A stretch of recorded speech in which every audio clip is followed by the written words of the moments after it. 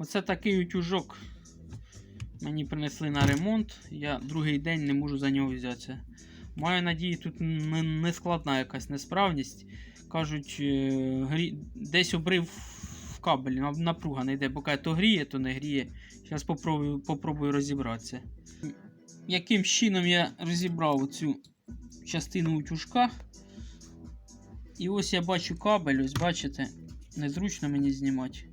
Чорний должен тут бути припаяний. Червоний 220 вольт. Зараз ми його подовжимо, бо він дуже куций, яким чином. І термоусадочку надіну, я думаю, він запрацює. Так, все, я ось. Обидва контакта. Та де фокус? Обидва контакти я запаяв.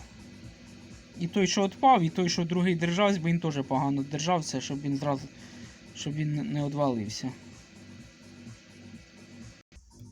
Так, закручую ті болти, які я відкрутив. Ті шурупи, це по-правильно, не болти. Так, лампочка засвітилась. І ці нагрівательні елементи починають гріти. Дивіться, тут температура ще 230, регулятор 150.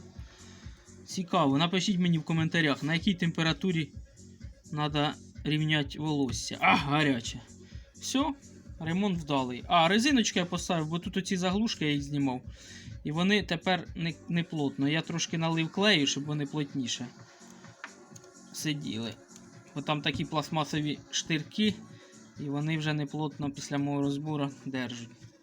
Ну, спасибо за увагу. Підписуйтесь на канал.